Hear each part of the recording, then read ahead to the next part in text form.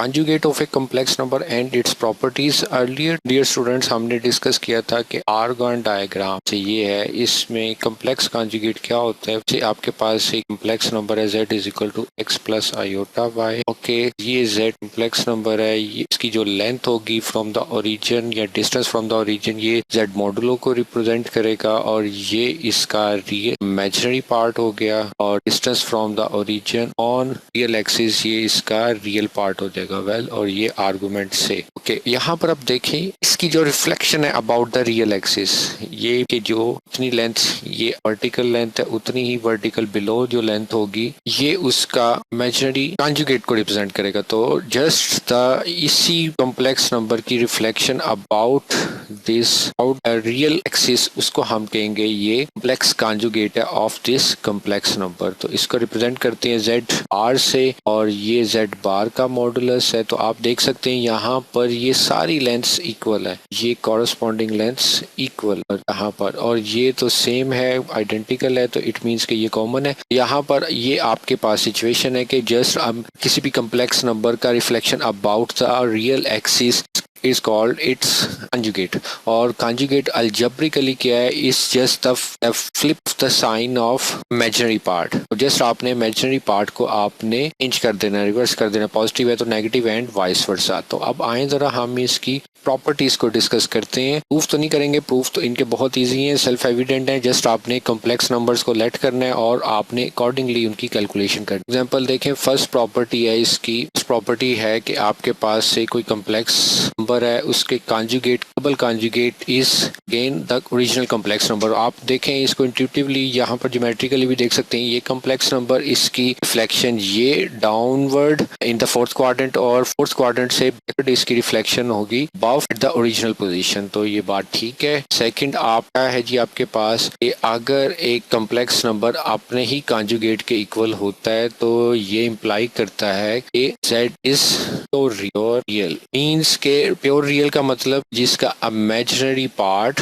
Zero हो। It means के imaginary part zero होगा तो वो रियल एक्सिस पर लाई करेगा, रियल एक्सिस पर लाई करेगा। इट मींस के रियल एक्सिस ऊपर कोई कॉम्प्लेक्स नंबर लाई करता है तो उसकी इमेज भी यहीं पर हो। थर्ड क्या है जी के z conjugate is equal to z कोई कॉम्प्लेक्स नंबर है माइनस z कॉन्जुगेट के इक्वल तभी होगा अगर z इज और इमेजिनरी। और इमेजिनरी का मीनिंग है कि यहाँ पर real part of z equal होगा। अब इसको आप ज्योमेट्रिकली खुद विजुअलाइज करते रहें, मैं इनको जरा अच्छी वे में आपको एक्सप्लेन करता हूँ। यहाँ पर z1 प्लस z इन दो कॉम्प्लेक्स नंबर है, उनका सम करें और उनका कॉन्जुगेट लें तो वो इंडिविजुअली डिस्ट्रीब्यूट हो सकता है। मींस यहाँ पर आप कह सकते हैं a conjugate of sum is equal to sum of conjugate. यहाँ पर इसको जरा जनरलाइज अगर आप करें तो जनरलाइज करके आप कैसे लिख सकते हैं इसको, मीन z k है तो k is equal to 1 to n और उनका आपने कॉन्जुगेट करना है। तो ये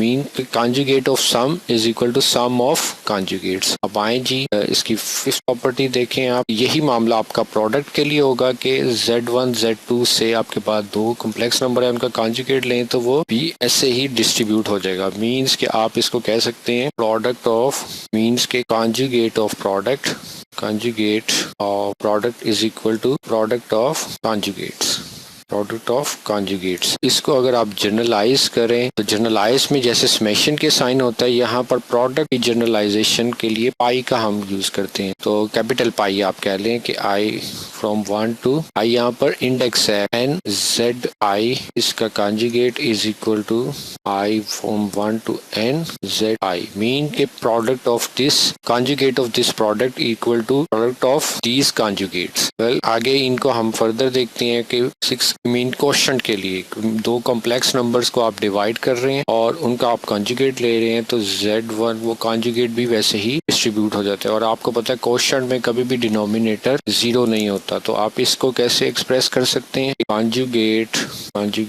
of quotient is equal to quotient of conjugates. Well अब इनमें कुछ अब एक्सपोनेंट्स के रूल भी होते हैं, और कॉन्जुगेट जो क्वोशंट होता है उसको जनरलाइज इस वे में नहीं कि किया जा सकता है जैसे समेशन और आपने प्रोडक्ट को किया। मे बी कंटिन्यूड फ्रैक्शन का एक आइडिया होता है, लेकिन that is beyond the our scope. तो हम यहाँ पर जो से आगे इसकी पावर्स को डिस्कस करते हैं। फॉर एग्जांपल यहाँ पर कोई कॉम्प्लेक्स नंबर है और उसकी होल पावर n है, तो उसको आप कंजुगेट लें तो वो रिप्लेस हो सकते हैं। मीन्स कि यहाँ पर ये zn कर सकते हैं कि आप यहाँ पर इसको क्या लिख सकते हैं, पावर ऑफ कंजुगेट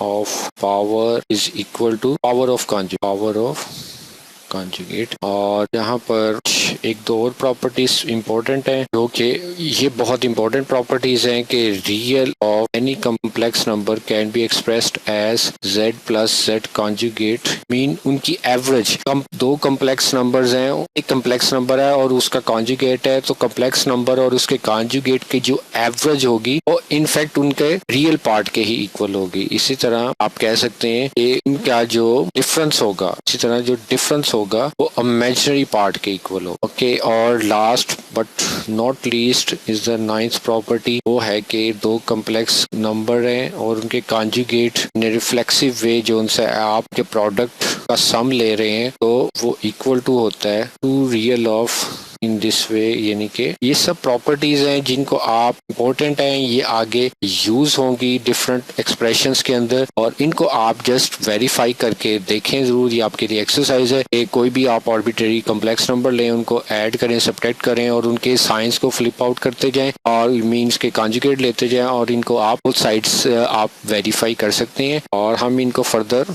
प्रॉब्लम्स के ऊपर अप्लाई करेंगे इन फ्यूचर।